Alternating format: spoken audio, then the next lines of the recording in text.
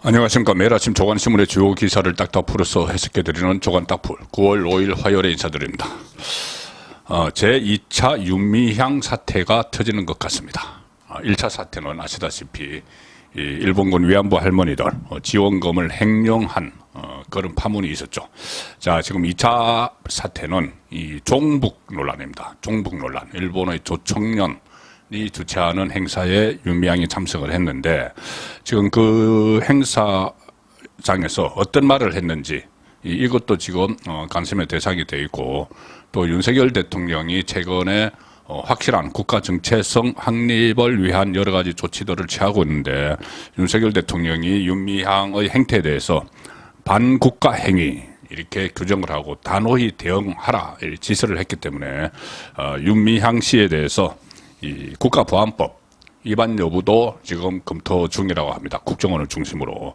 그리고 새로운 이 거짓말, 윤미향의 거짓말도 속속 들통이 나고 있는 상황입니다. 먼저 TV조선이 보도한 내용입니다. 단독으로 보도한 내용인데, 이 조총련 기관지에서 윤미향 초청 없었다.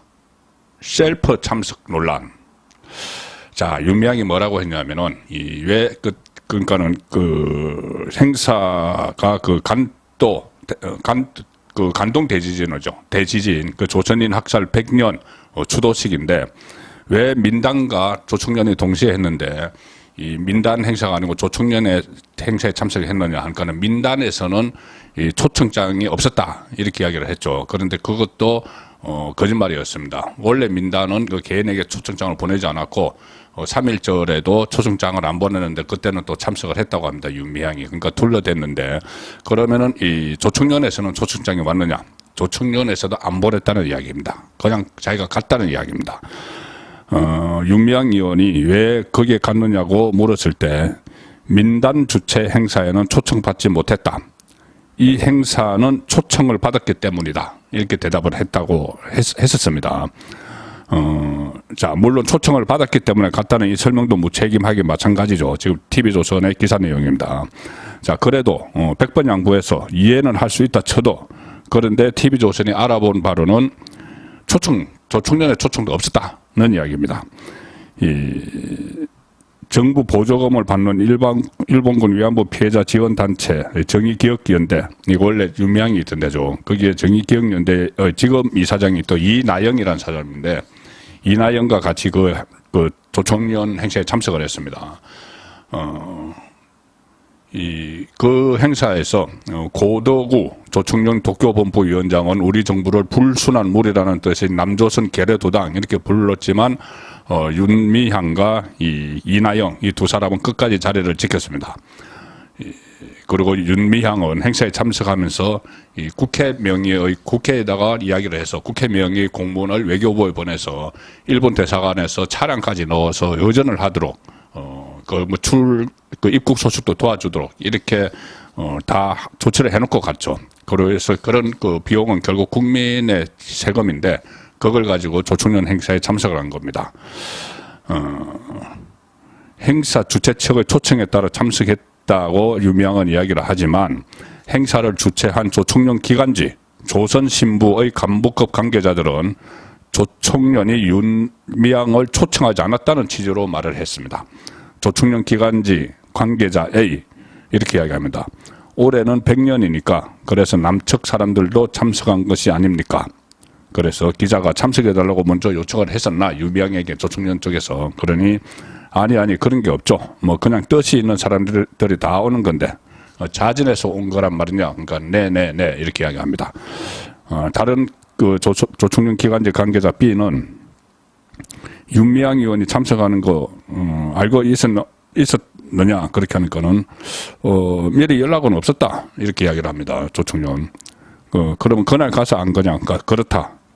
그래서 결국 조총련에 초청도 없었는데 셀프 참석을 해놓고는 마치 민단은 초청이 없어서 이 조총련 쪽에 갔다 이렇게 또 새빨간 거짓말을 한 것이 들통이 난 거죠.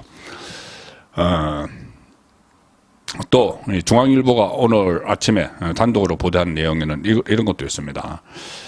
중앙일보 단독 보도입니다. 윤미향 일정표엔 조총련 조선학교 지원 시위 가겠다. 윤미향이 일본에 간 일정표에 따르면은 이 조총련이 한 이 행사, 간동 대지진 100년 행사뿐이 아니고 조총련이 운영하는 조선인 학교를 지원하는 시위에 참여를 하겠다. 이렇게 일정표에 지금 나와 있다는 겁니다. 여기에 대해서 아직 윤미향 측은 실제로 갔는지 뭐 이런 입장을 아직 안 밝히고 있는데 일정표는 나와 있습니다. 조총련이 일본 도쿄에서 주최한 간도 대지진 100년 조선인 학살 추도식에 참석한 후에 조선 학교의 무상화, 취약 지원금 지원 요구 그 시위에 참석한 정황이 드러났다. 조총련계 민족학교인 조선학교는 교실에 김일성, 김정일 그 초상화를 걸어두고 북한식 사상을 배우는 곳인데 일본에서는 북한학교 이렇게 불리죠. 이 북한학교에 대해서 지원을 해달라는 그 시위에 이 윤미향 한국의 국회의원 윤미향이 참석을 했다는 이야기입니다. 참석을 하는 게 일정에 있었다는 이야기입니다. 양금희 국민의힘 의원이 외교부에서 받은 그 윤미향의 일본 출장 관련 제출 문건에는 이런 내용이 담겨 있습니다. 윤미향이 국회에 보낸 공문을 보면은 이제 내가 이런 그 행사에 참석하기 위해서 가니까는 나를 의전을 해라. 그러면서 공문을 보면은 한 3가지 공문을 보냈는데 그리고 그 공문은 국회 사무처에서 받아서 외교부에 그 문건을 보낸 내용입니다. 이 중에서 일정을 보면은 윤미향은 9월 1일 오후 1시 30분 학살 추도식 참석에 이어서 바로 그날 오후 4시에 문부과학성 앞에서 개최되는 조선학교에 대한 고등학교 무상화 적용을 요구하는 검요 행동에 참석하겠다 이렇게 적었습니다. 조선학교는 2013년에 아베 신조 정부로부터 북한과의 밀접한 관계가 의심이 돼서 취학 지원금이 수업료로 쓰이지 않을 우려가 있다. 그래서 무상화제에 대해서 배제를 했는데 그것을 다시 무상화 시켜달라고 요구하는 조총련의 시위에 윤미향이 같이 참석을 했다는 이야기입니다. 참석을 하겠다고 일정에 적었다는 이야기입니다. 한국에서도 조선학교 구성원은 조총련 구성원처럼 남북교류협력법에서 규정하는 북한 주민 의제에 해당한다. 북한의 노선에 따라서 활동하는 국외단체의 구성원은 북한의 주민으로 본다는 뜻인데 이 사람들이 일본 정부에 대해서 그 무상화를 해달라고 요구하는 그 시위에 한국 국회의원 배지를 달고 있는 윤미향이 참석을 하겠다고 일정에 적었다는 이야기입니다. 참석했는지 안 했는지 아직 그 윤미향은 입장을 밝히지 않는데 바로 그 일정이 그 추도식에서 바로 이어졌기 때문에 참석했을 가능성이 많죠. 그런데 했다 안 했다 이것도 지금 아예 외면하고 또 모르쇠 이 태도로 들어갔습니다. 거짓말이 들통해놔도 새로운 입장을 내놓지 않고 있는 상황인데 자. 그냥 있을 수가 없죠. 이 정도 사태가 되면은. 자, 그래서 조선일보 3면 기사입니다. 조총련은 대법원에서 반국가단체로 판결난 것이다. 민단, 그러니까 그 민단은 대한민국과 정체성을 같이 하는 그 일본의 그 조선인 단체죠. 제일 한국인 단체입니다. 민단은 북한의 일본 지부다. 조총련이 이렇게 규정을 하고 있습니다. 이 윤미향 공문에 조총련이라고 안 밝혔다. 그리고 1955년 창설된 조총련은 조선노동당의 외곽 조직으로 일본에서 북한 대표부 구실을 한다. 대법원은 1970년에 조총련을 이렇게 판시했습니다. 대한민국을 부인하고 북괴를 지지 찬양하는 반국가 단체다. 그리고 1974년 강복절 기념식에서 당시 박정희 대통령의 부인 유경수 여사가 문세강의 초경에 맞아서 서거했죠. 그 문세강이 유경수 여사를 살해한 문세강이 조총련에 그때 포섭이 됐었습니다. 자, 그리고 역대 조총련 의장들은 사망을 하면 북한의 애국 열사능에 매장이 된다. 그 행사장에서 한 조총련 간부는 한국 정부를 남조선 계례도당 이렇게 불렀는데 윤미향에게 현지에서 기자들이 그 표현에 그 표현의 적절성에 대해서 어떤 생각이냐 이렇게 물었는데 또 대답하지 않았다고 합니다. 윤미향은.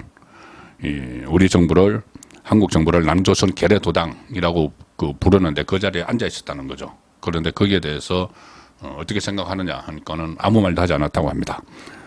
1년의 과정에서 윤미향은 외교부와 주일 한국 대사관으로부터 입국 수속 지원, 차량 등 편의를 제공받았다. 그러나 윤미향은 국회의원 자격으로 각종 편의를 요청을 하면서 행사 주체가 조총련이라는 사실을 밝히지 않고 속였다는 겁니다. 동아일보 정치면 기사입니다. 여당은 윤미향 윤리특위 제소, 윤 대통령은 반국가 행위 단호히 대응하라 이렇게 이야기를 했습니다. 총련 행사, 윤미향 총련 행사 참석 파문 확산. 대통령실에서는 아니 국민의 세금을 받는 국회의원이 남조선 괴뢰라는 말 들으며 앉아 있었다는 것이냐. 그리고 정부는 이 국가보안법 적용 가능할지 판단하겠다 이런 입장입니다. 국민의힘은 이 반국가단체 동조했다 이래서 국회윤리특별위원회에 징계안을 제출을 했습니다.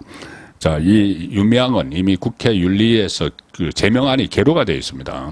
그때 위안부 할머니들 등친 사건 그것 때문에 제명안이 권고가 됐고 윤리특위 자문위원회에서 권고가 됐고 지금 윤리특위의 제명안이 국회의원 제명안이 그 계류가 돼서 처리 안 하고 지금 시간 끌게 하고 있는 거죠.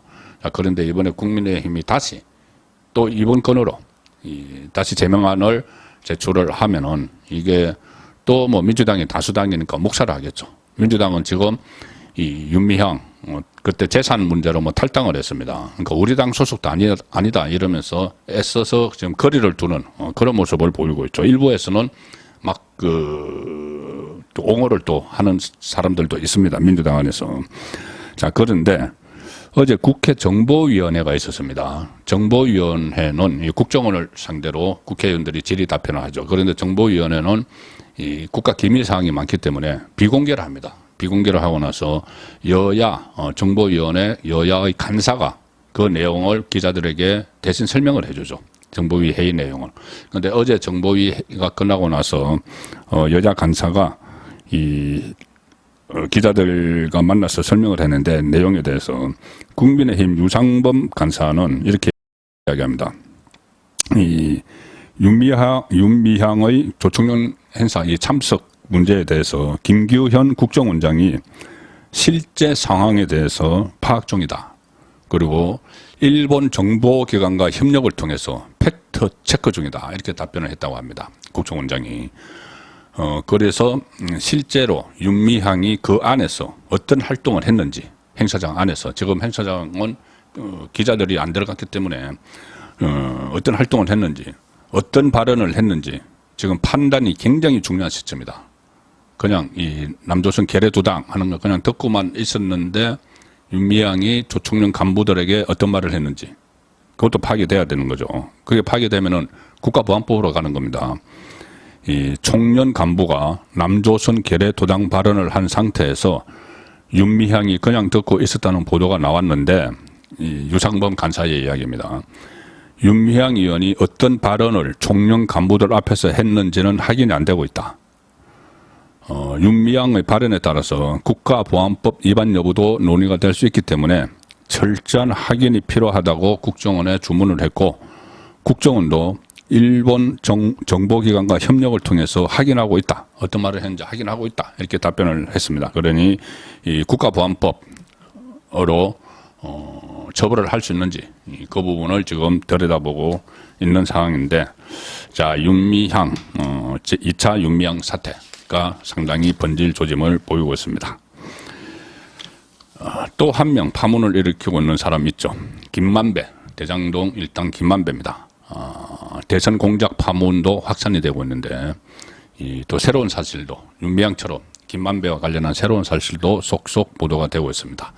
자, 한국일보 10면에서 4면에서 보도한 단독 기사입니다. 형이 광야로 끌고 갈게 말한 김만배. 검찰은 명예훼손 혐의 초과 검토. 윤석열 커피 그 가짜 인터뷰 후에 대장동 일당들에게 김만배가 형이 광야로 끌고 갈 거니 모른 척해라. 자, 그래서 대선 앞두고 대장동 몸통 교란 의심. 이게 무슨 이야기냐면은, 지금 뭐 커피, 그 당시에 부산저축은행 사건 브로커가 수사를 받으러 갔는데, 조우형이 수사를 받으러 갔는데, 중수부 가장, 윤석열 검사가, 너가 조우형이야? 그러면서 그 배석했던 검사가 커피를 또 타주더니 갑자기 이제 가라 하고 나서 그 사건이 없어졌다, 무마됐다.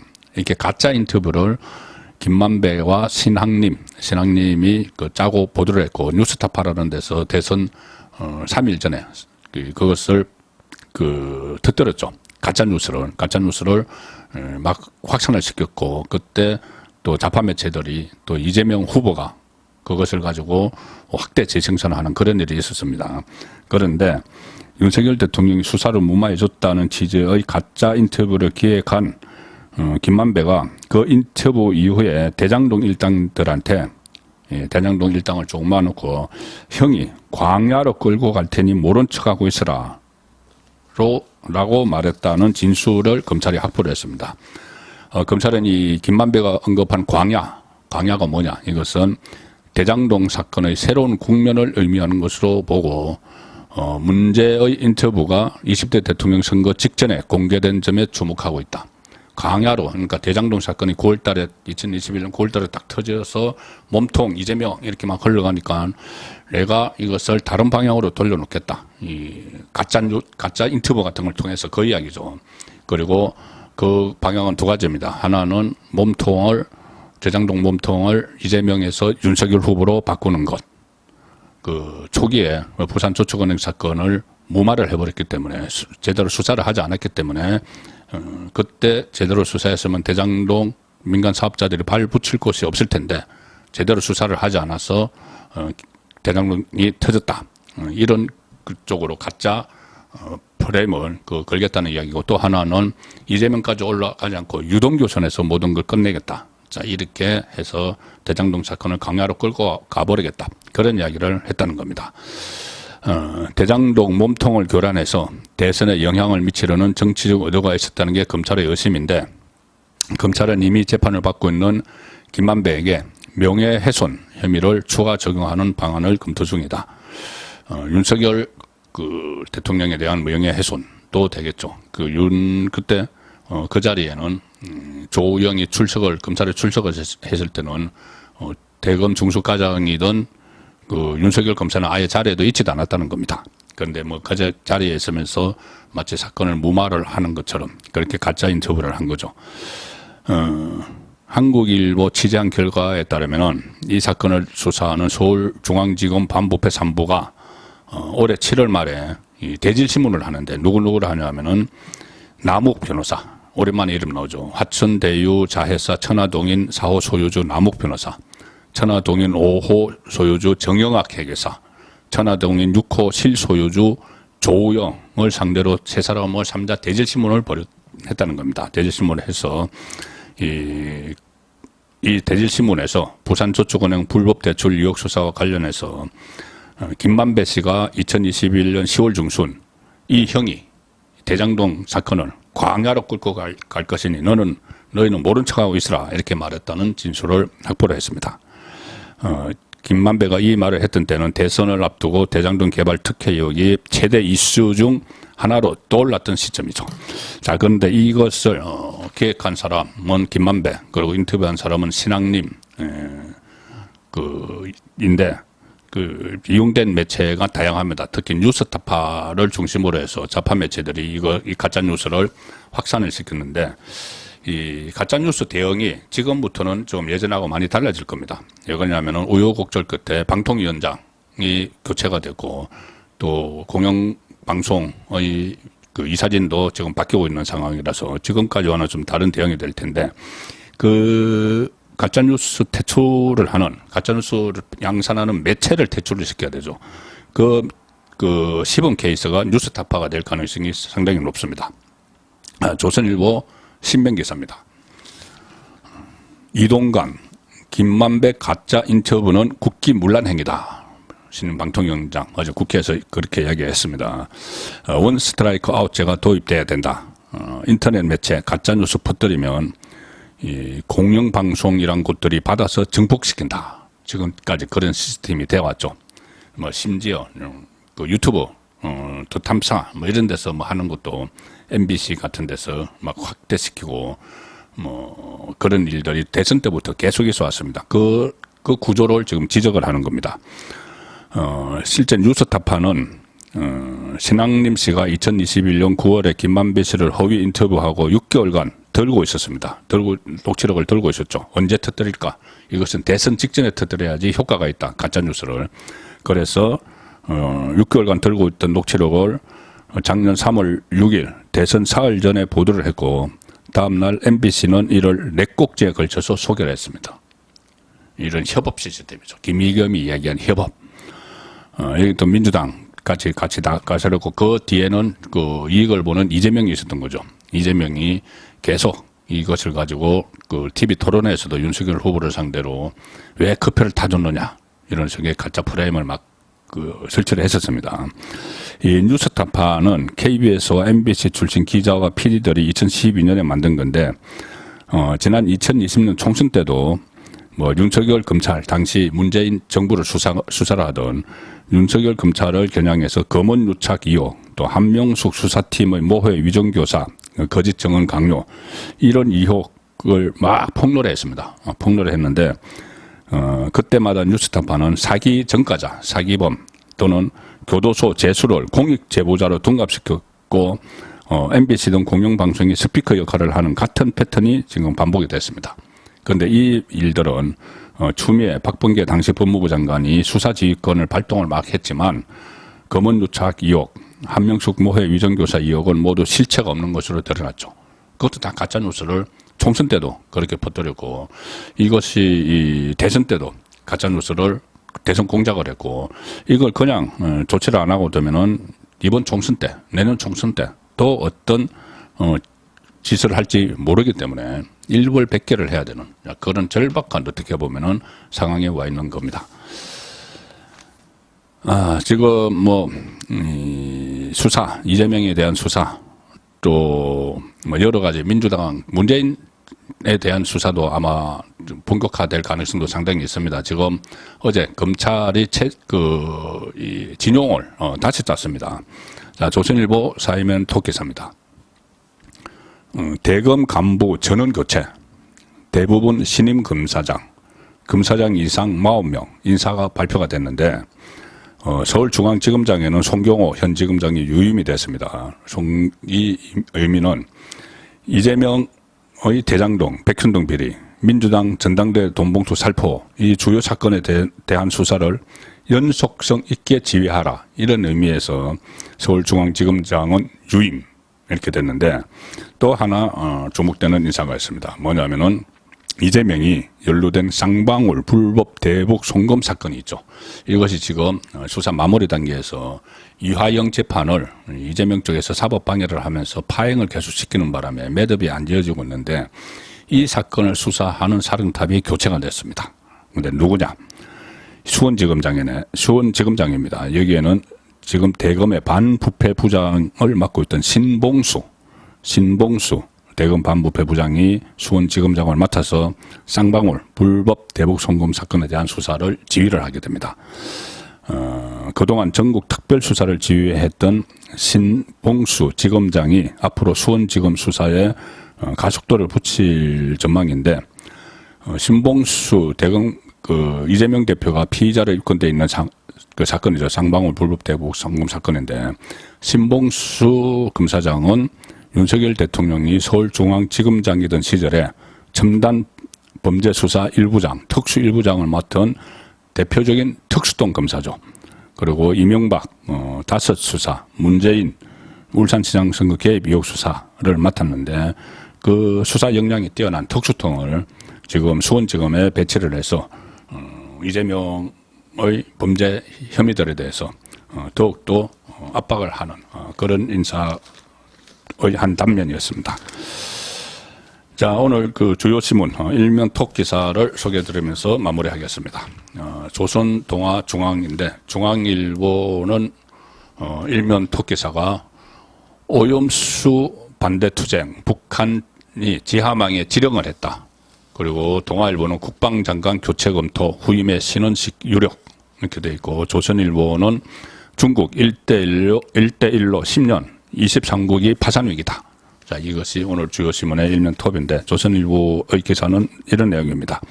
시진핑이 미국의 패권에 맞서기 위해서 이 1대1로 정책을 폈죠. 그래서 1,400조 차이나 머니를 쏟아부어서 아시아, 중남미를 비롯해서 152개국을 포섭을 했는데, 이 개도국들은 투자금을 주니까 좋아서 빌렸지만, 이제 그것이 10년이 지나니까는 이 빚더미에 올라앉아서 그 중에서 23나라가 파산 위기를 맞았다.